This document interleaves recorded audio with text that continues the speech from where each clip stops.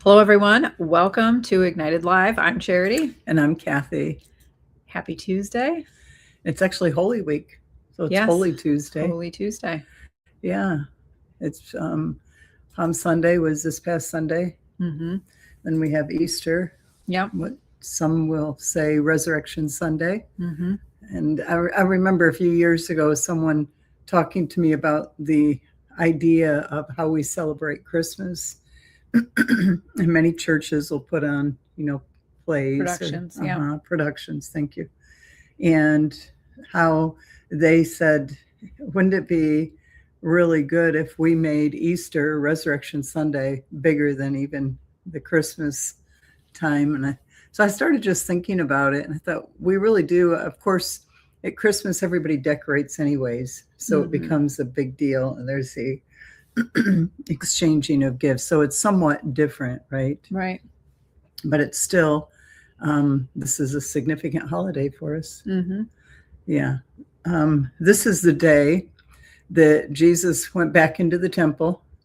And there's times where he's questioning the scribes and Pharisees, and they're trying to test him. He tells some parables.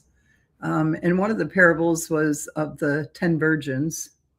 And they have their lamps, and they are going to go out to meet the bridegroom when he comes. But he's delayed.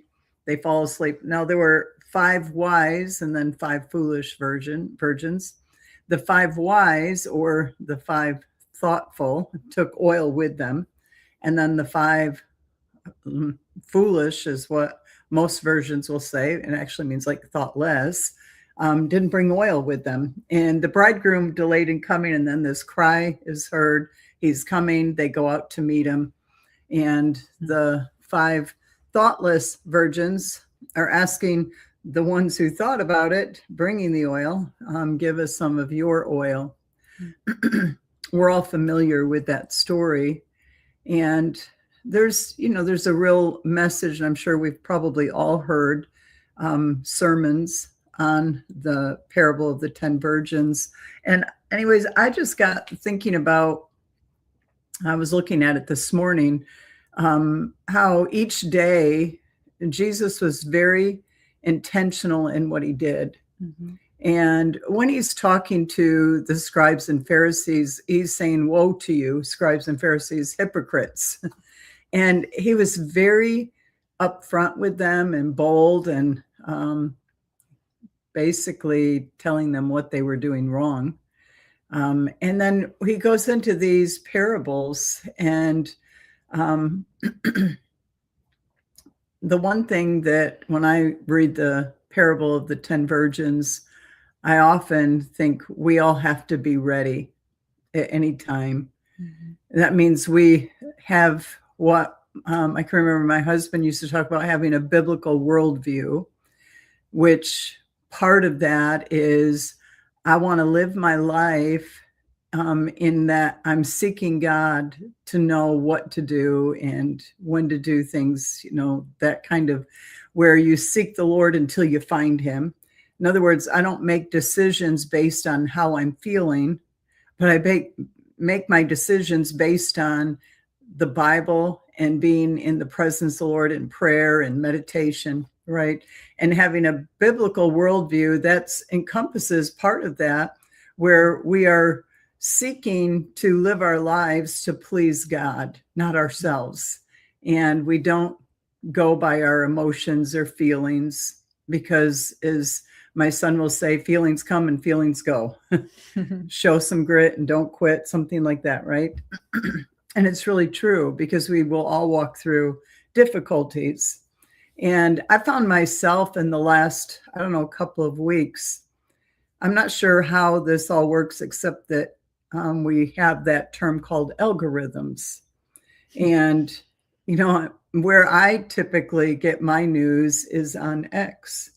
And that's like the number one news source, I think, today now. And depending on where you get your news, you may hear a completely opposing side to an issue, right?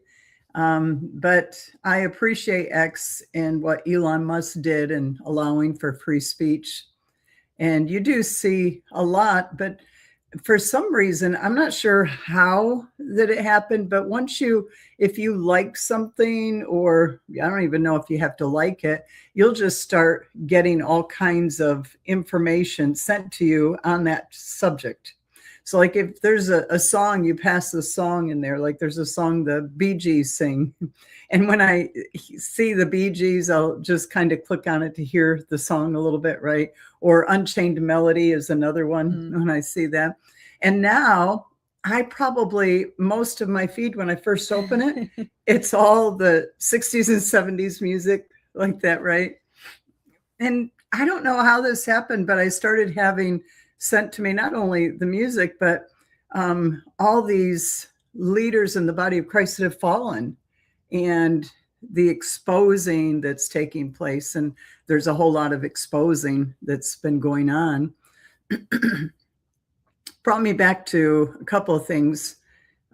Chair and I were talking about how if you have been the recipient of someone making accusation against you, and, most of the time, a lot of times I'll say the accusations that come aren't true. That's not to say that there aren't true ones Right. that happen. But I think that you're not as quick to just jump on that wagon and believe everything. Mm-hmm. And so I kind of view things with maybe a different lens.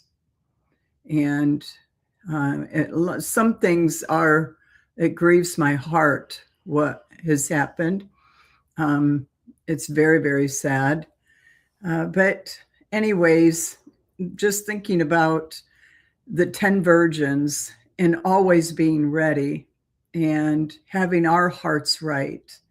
I don't want to just feed myself full of all the negative things that are happening and try and dig into it and figure out what's true, what's not true. And so I just read the scripture tonight out of 2 Peter, where the Apostle Peter says, "Therefore, beloved, looking forward to these things," and think in light of the 10 virgins, the bridegroom is coming, right? "Therefore, beloved, looking forward to these things, be diligent to be found by him in peace, without spot and blameless." And I think, we've probably all said it. I have enough stuff in my own life to get right. I can't worry about other people, right? Mm-hmm. And yet, somebody recently said that there's a tendency within us to come away from situations and we find the negative, right? Mm-hmm. And here the Apostle Peter is saying, live at peace in him, find that place of peace. And knowing that we all stand before God, we're all going to give an account, right? And I have to answer for my life. You have to answer for your life. The last thing that I know is going to happen is I'm not going to answer for anybody else. Mm-hmm. I'm not going to answer for leaders that have fallen. And I'm certainly not going to go before the throne of God and say, well, God, you need to look at him. He made a whole lot of mistakes. And do you know what he did? I mean, he hurt people. Well, in truth, we all hurt, mm-hmm. right? I mean, you hang out with any of us long enough, we're all going to offend each other. We're all going to hurt each other. And sometimes we come to these places where we even can make statements like, the church hurt me. Well, it's not the church, it's people. Your people at work probably hurt you. People in your family probably hurt you, mm-hmm. right? But there comes a place where we have to be accountable for our own thoughts and our own actions. And really what the Apostle Peter said is, you've got to be found in him in peace. That's what it comes down to. Yeah. And I know that there are situations where, my heart has been grieved over some of the things that have taken place that people have said that they have committed, mm-hmm. And the hurt that brings to mm-hmm. so many people. And I know that that's the same for you. I also think that the key that you just gave is so important, that we keep in him.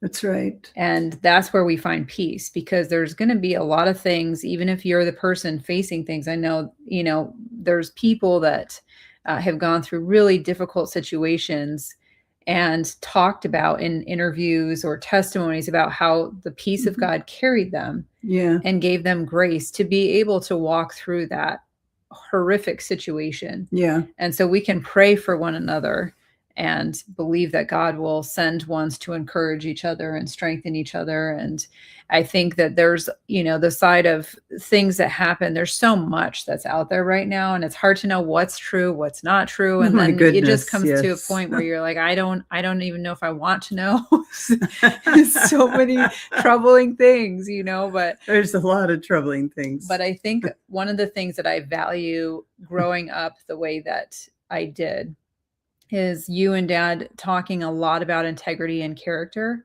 and the decisions that you distinctly made so that you didn't find yourself in situations that could present as not right or could make someone feel uncomfortable. You both worked really hard at that and making sure that, you had people around and it wasn't just you, with somebody of the opposite sex, that there was always others that were there, other leaders that were there, that there was accountability. And I think that's really important and a good conversation to have in the midst of all the craziness, things that I can take away and say, I'm thankful that was how I was raised, because it gives me a perspective on some things that help me make decisions. Does that mean that we're always going to be 100%? Probably not, that we're human, right? But the mistakes that we're possibly making of unintentionally hurting someone or whatever the case may be, the point is that we're striving to walk in character and integrity. And I think that's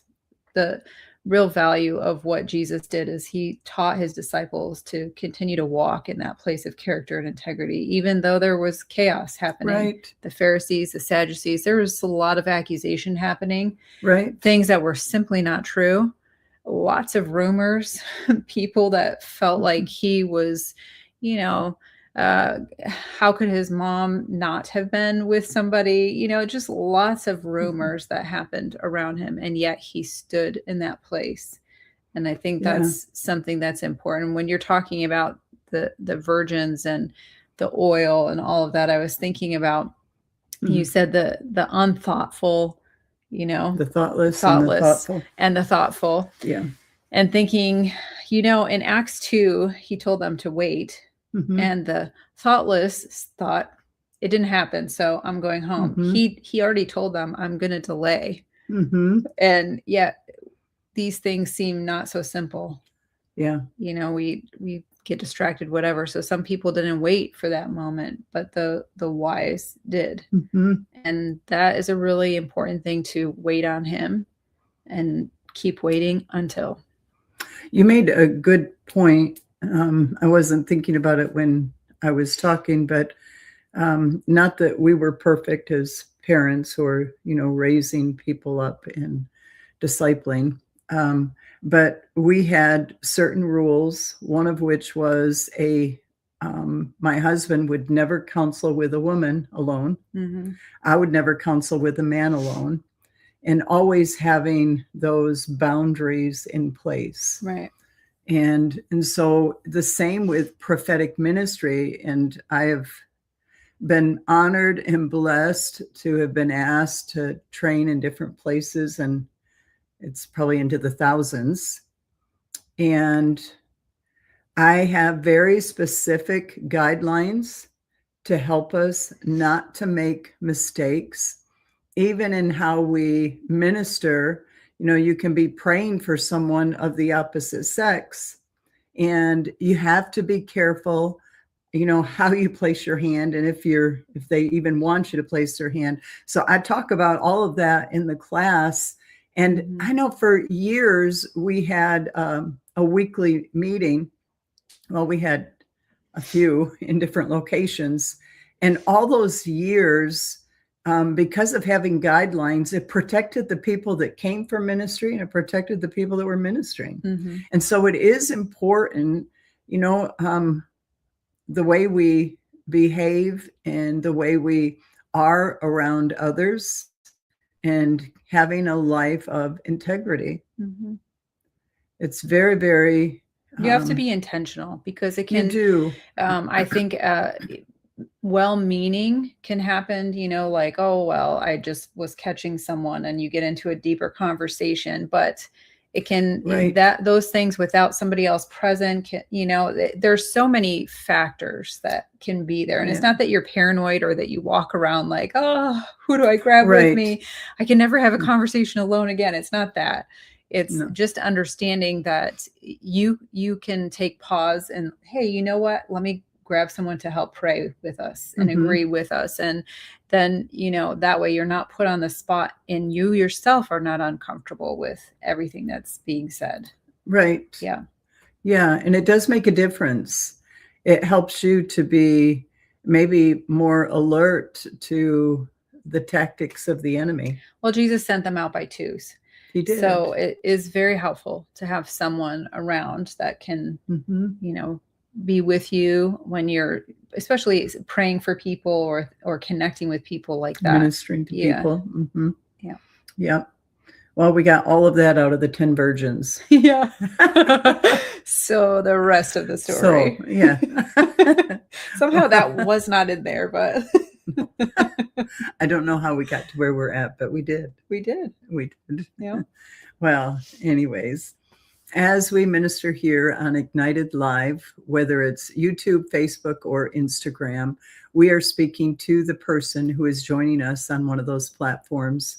You may be using a different name, and we may not know you personally, but we are asking the Lord to speak to those of you who are personally connecting with us on one of those platforms. And please remember to put your name in and where you're from. Makes it fun for everybody that's watching to see the area you're from. Maybe you're from another country or what state you're from. It can just be fun for everybody. And also lets us know that it you want does. prayer. And I just want to make one more comment. Don't believe everything you hear and read. Sure. Right. And if we're going to believe everything we hear and read, then let's start with the Bible. Yes. Yeah. Yeah. That's a I can better give plan. you a quick scenario that Okay. happened to me. Yes. So you and I went to clubs, not to drink or anything like that, to pray for individuals at the club, but we were outside. We didn't go inside and try to change the business or anything, but people on the outside, right, that were walking down the street, we would ask if we could pray for them. And we had amazing encounters, and those things are really good. So at some point, a leader was talking to someone who was befriending me, and they mentioned that they should be very cautious because I was known for clubbing. So was it true? Okay, but what kind of clubbing? They were making it seem like I was out drinking and, Well, not they necessarily added that in. They said you were out drinking. Yeah. And so that person Partying. who heard that said, well, why would the leader lie to me? Like, you must have done something for them to feel that way. I was like, well, I did not. And they really could not come to terms with it or believe me. So we didn't, remain friends after that. But it's amazing to me how something even that small, completely not true, but yet hearing it from someone that you think should be able to be trusted. So this is why I think I'm cautious even to hear things, because I've experienced something so crazy to me. It's like, oh, I was out ministering. Yeah. But they turned it and said something different. So I think that's why we're probably a little cautious, is some of those things have happened to me. And so I like, some people say, well, there's got to be a little truth in it. Yes, I was at the clubs, but I was ministering. So it's a little different. Yeah, just a little bit. A smidge. So yeah, anyway. Yeah. You never did go out partying? No. Or clubbing? No. But, that did not matter. Right. The words were put out there by a leader, and Yeah. because it was a leader, they just believed it. Right. Yeah. And so I think that's the value why I don't necessarily want to jump on something right away. Right. Yeah. And we've been through a number of things that bring you to a place of, you hear something, you're like, I don't know if I believe it. Yeah. Yeah. Well, I think it's good to believe the best in people in general, unless they show otherwise. And Mm-hmm. there has to be significant proof. Like, for example, in my situation, there was no proof. It was just hearsay. Mm-hmm. And they felt that they could prove it. Well, they never could. So it's one of the things I was thinking today. We have a friend, Lindsay, and I was thinking about her and how she just believes the best in everybody. yeah. And I thought, what a great trait to have. Yeah. She's Right? a treasure. It is. It's, yeah, she's a treasure. Yeah. Okay. Are you ready? Yes. All right. Let's see here. I see there's someone. Okay. Good evening. Let's see. I'm sorry. It's going too fast here. Yeah, it is. It's okay. going fast. Kate Hannett from Rutherford. Good to see you, Hannett. Kate. Kate, I just had a sense for you that I saw the word determination and the Lord really emphasizing some things to you, and to be determined that you are not going to give up. And it's not really your nature to do that, but I see things where it's like you're helping others as well to be determined, to understand the significance of the season that you're in, and to really go forward with great confidence, knowing the Lord is your help and he is your shield. Okay. Madeline Luongo in New Jersey. Madeline, I see you with books around you and papers, and I feel like there's something within you that you really enjoy learning, and even taking notes of what you've learned. And I believe that the Lord wants you to know there's been purpose in all of that, and some of it, most of it really, has been used to form you and who you are. And you really are a blessing to other people. And I feel like the Lord wants you to know you have blessed people just by your kindness. Teresa from Quebec. Teresa, I saw you being so strong, where people really do lean on you, and your prayers have carried so many, and times where you will just it's like you're alert, ready, and you're not one that will say, oh, I'll pray for you, and you forget about it. But it's like you're determined that you are going to continue to bring that person before the Lord, and to remind yourself to be faithful to the words that you commit to and the things that you say you're going to accomplish. And the Lord has seen your heart and that diligence. And it, the scripture that says, trust in the Lord with all of your heart and lean not on your own understanding. In all of your ways, acknowledge him, and he will direct your steps. That God is directing your steps, and he's making things clear. Okay, Jindy McCarthy in New Jersey. There's a couple people from New Jersey on with us tonight. Jindy, I had this sense of you being so strong and making a difference wherever you go. And I've known, I've watched, observed, I like to observe people and the different personalities that people carry. And there's some that have a personality that they can step into any situation and just kind of jump in and do whatever needs to be done. And I feel like you're one of those kind of people that has just got a gift within you to help others. All right, Sue Crowley from North Carolina.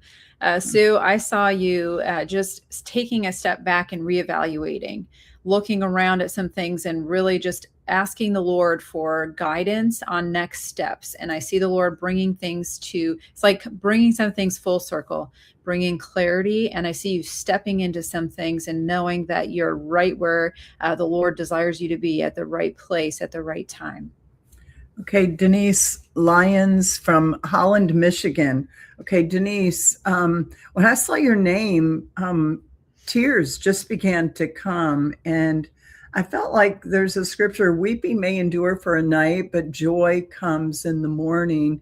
And the Lord is renewing the joy of your salvation. And though you've experienced some difficult things in your life, you've learned that there's only one place to come to find that real sense of peace, and it's in his presence. I saw Hazel Hare is here. It's Hey, good to Hazel. see you, Hazel. And Liz Guthrie from Facebook. It looks like, yes, Facebook. Liz, I had a sense for you that the Lord is bringing you to a place of deeper commitment and trusting in him. And there, there's an old song that says, trust and obey, because there's no other way to be happy in Jesus but to trust and obey. And I see that walk of faith and the obedience being so important, and that you walk forward knowing that the Lord is guiding you and he's with you and he's going to give you that peace in the midst of the circumstances. I think this might be Khadijah from Jamaica. Oh, Jamaica. Hey, Khadijah. I saw just a hammer putting a nail in, like, if somebody's building something. And I can remember different competitions that my husband used to build houses, and they would have competitions sometimes how many times they hit the nail for it to go in. And I feel like there's something about you that you're not afraid of work. And at the same time, you like a little bit of competition. There's something that you enjoy when you're competing with someone else. And I feel like it's a good thing. And it's a good thing even to compete when sometimes you may think, well, that's not necessarily a good thing, but it really is good, healthy competition. Jules, watching from Australia. Jules, I had a sense for you that the Lord is causing you to look at some of the things of past days and recognize the ways that the Lord spoke to you, and knowing that, of course, he'll do it again, but also being an example to other believers and looking back at the testimonies that you have and sharing that with ones around you to encourage them in their faith and to strengthen them. Okay. I just had Steve Roberts in Chattanooga, Tennessee. Steve, the Lord has given you an ability to look out and see down the road. In other words, you know that if you make a move in one direction, there's going to be ramifications that come right along with that. And I feel like there's something of you just going out on a limb, taking a risk, and knowing that eventually it's going to pay off. And it really is the Lord that's put it in your heart to dare to do things that you've never done before. All right, Sarah Grace from Africa. Sarah, I had a sense for you that the Lord is bringing you to a place of deeper revelation through the word, that as you're studying the word, it's like things are coming alive to you, and a greater understanding of walking out your purpose, your destiny, and knowing that the Lord has even put gifts within you, and he's calling you to that place of deeper understanding of how to walk that out. And I see people around you encouraging you, strengthening you, and you also encouraging others, that you really have a heart to care and to strengthen people where they're at. And really, it's like I see people who are in places of brokenness, and you praying, asking the Lord for healing for them, and really believing that the Lord can do that. And the Lord loves your heart and that heart of compassion. Okay, Donna in Myrtle Beach.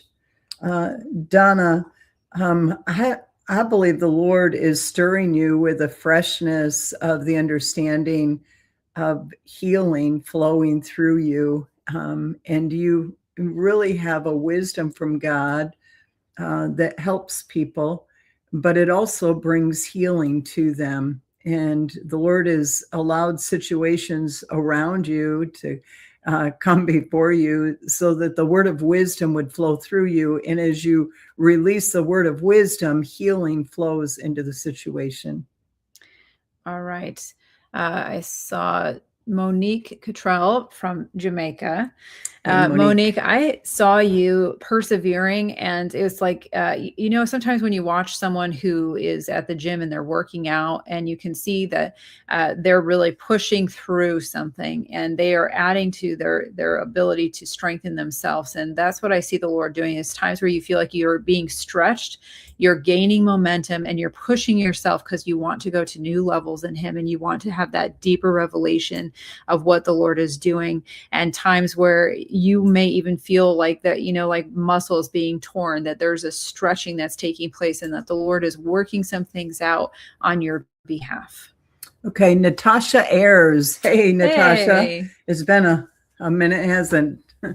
Wow, I don't even know when the last time we saw you was, but I just felt like there's the song Dream a Little Dream. I don't even know what the rest of the words are. I think it's a secular song. Anyways, what I felt the Lord saying is he's taking you back to the drawing board, and it's time to dream again. And there's been, in the Psalms it talks about we went through a difficulty. They were in a place of captivity, and they hung their harps, and there was sadness. And I really believe the Lord is saying, pick up again the talents and gifts that are in you and dream. You might have heard the dog in the background. Yep. Sorry about that. Yeah, that's Charity's dog. So Yeah, if that it's my baby. upset you or interrupted, Please get over it. Charity. Yeah. Yeah. Well, thank you all so much for joining us here on live. We look forward to our times with you. Pray you're blessed and encouraged here. And remember, it's Holy Tuesday, Holy Week, lots of things to reflect on, looking at scriptures. I know I've gotten a few messages from people about it. So have you? Yeah, it's been nice. You might want to watch The Passion of the Christ again. I'm going to watch it this week. And The Chosen. I mean, yeah, you got to watch The Chosen. And of course, if you watch The Chosen, then you have to watch A House of David. I mean, you'll be binge watching the whole week. But we do encourage scripture too. Yes, yes, yes. But we love you guys, and we will see you you same time, same place next week, God willing. Until next time, we'll see you guys soon. Love you.